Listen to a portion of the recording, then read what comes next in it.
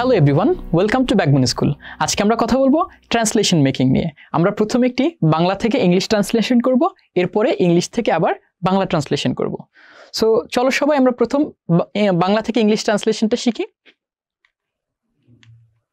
আমাদের প্রথম অনুচ্ছেদে একবার পড়ে যাওয়ার চেষ্টা করি। রক্তক্ষয় দেখে বঙ্গবন্ধু বিবর্ণ হয়ে গিয়েছিলেন, তবু মানুষ স্বাধীনতার জন্য লড়াই করেছিল। তারপর নির্বাচন অনুষ্ঠিত হয়েছিল, আওয়ামী লীগ নির্বাচনে বিজয়ী হয়েছিল। যাই হোক, তারা সরকার গঠন করতে পারেনি। অধিকন্তু পূর্ব পাকিস্তানের মানুষ নির্যাতিত হয়েছিল। সো আমরা একটু কিওয়ার্ডগুলোকে দেখে নিই। প্রথমে আমরা দেখতে পাচ্ছি রক্তক্ষয় দেখে, রক্তক্ষয় মানে আমরা সবাই জানি ব্লাডশেড, দেখে বঙ্গবন্ধু বিবর্ণ হয়ে গিয়েছিলেন, তবুও মানুষ স্বাধীনতার জন্য, আমরা স্বাধীনতা মানে জানি ফ্রিডম, স্বাধীনতার জন্য লড়াই করেছিল, অর্থাৎ মানুষ স্বাধীনতার জন্য ফাইট করেছে। তারপরে নির্বাচন অনুষ্ঠিত হয়েছিল, নির্বাচন মানে আমরা জানি ইলেকশন, অনুষ্ঠিত হওয়া মানে জানি আমরা hold or held. Awami League নির্বাচনে বিজয়ী হয়েছিল, অর্থাৎ Awami League won the election. যাই হোক, তারা সরকার গঠন করতে পারেনি, তারা সরকার অর্থাৎ গভর্নমেন্ট গঠন করা মানে ফর্ম করতে পারেনি। অধিকন্তু পূর্ব পাকিস্তানের মানুষ নির্যাতিত হয়েছিল। সো মানুষ নির্যাতিত হয়েছিল অর্থাৎ টর্চার্ড হয়েছিল। সো প্রথম সেন্টেন্সটা কি হবে? রক্তক্ষয় দেখে বঙ্গবন্ধু বিবর্ণ হয়ে গিয়েছিলেন। আমরা ট্রান্সলেশনটা দেখি। বঙ্গবন্ধু ওয়াজ torn apart to see the bloodshed, to see the bloodshed. পরবর্তী সেন্টেন্সটা, তবুও মানুষ স্বাধীনতার জন্য লড়াই করেছিল। তবুও অর্থাৎ in spite of that people were fighting for freedom. আমরা যেরকমটা বলেছিলাম, স্বাধীনতা ইংরেজি ফ্রিডম, এবং মানুষ ফাইট করেছিল, people were fighting for freedom. পরবর্তী সেন্টেন্সটি, তারপরে নির্বাচন অনুষ্ঠিত হয়েছিল, then the election was held, যেরকমটা আমরা বলেছিলাম আওয়ামী লীগ নির্বাচনে বিজয় হয়েছিল, Awami League won the election. যাই হোক, তারা সরকার গঠন করতে পারেনি। However they couldn't form a government, কিন্তু তারা সরকার গঠন করতে পারেনি, ফর্ম আ গভর্নমেন্ট। অধিকন্তু পূর্ব পাকিস্তানের মানুষ নির্যাতিত হয়েছিল, অর্থাৎ instead the people of East Pakistan were tortured, পূর্ব পাকিস্তানের মানুষগুলো নির্যাতিত হয়েছিল। সো আমরা এই প্রসেসটি একটু ফলো করব।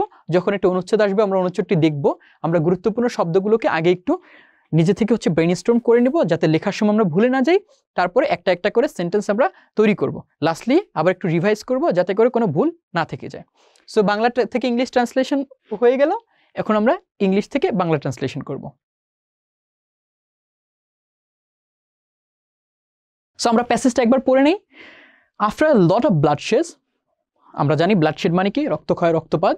After a lot of bloodshed we were victors, however বিজয় হয়েছিলাম। হাউএভার, তারপরেও we could not form the government, আমরা গভর্নমেন্ট ফর্ম করতে অর্থাৎ সরকার গঠন করতে পারিনি। Then martial law was declared, অর্থাৎ মার্শাল ল জারি করা হয়েছিল, টু কিল আওয়ার পিপল, আমাদের মানুষগুলোকে মারার জন্য। After that Yahya Khan came into power, অর্থাৎ তিনি ক্ষমতায় আসলেন। Mujibur Rahman requested him to hold national assembly, Sheikh Mujibur Rahman তাকে রিকোয়েস্ট করলেন টু হোল্ড ন্যাশনাল অ্যাসেম্বলি, অর্থাৎ জাতীয় সংসদ অধিবেশন করার জন্য তিনি তাকে রিকোয়েস্ট করলেন। However he didn't pay heed to him, সে তার কথায় কর্ণপাত করলেন না। Thus Bangabandhu tried to carry out the discussion, অতঃপর বঙ্গবন্ধু ডিসকাশন চালিয়ে যাওয়ার জন্য চেষ্টা করছিলেন। সো আমরা গিয়ে যেহেতু কিওয়ার্ডগুলো দেখে ফেলেছি, মোটামুটি একটা আইডিয়া হয়েছে, এখন আমরা ট্রান্সলেশনে চলে যাই। যেরকমটা হয়েছিল, after a lot of bloodshed we were victors, অনেক রক্তপাতের পরে আমরা বিজয়ী হয়েছিলাম। However we couldn't form a government, যাই হোক আমরা সরকার গঠন করতে পারিনি।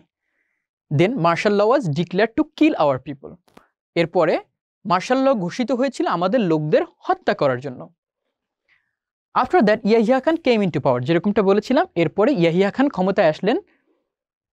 Mujibur Rahman requested him to hold national assembly, Mujibur Rahman তাকে জাতীয় সংসদ, যেটা বলছিলাম জাতীয় সংসদে অধিবেশন করার জন্য অনুরোধ করেছিলেন।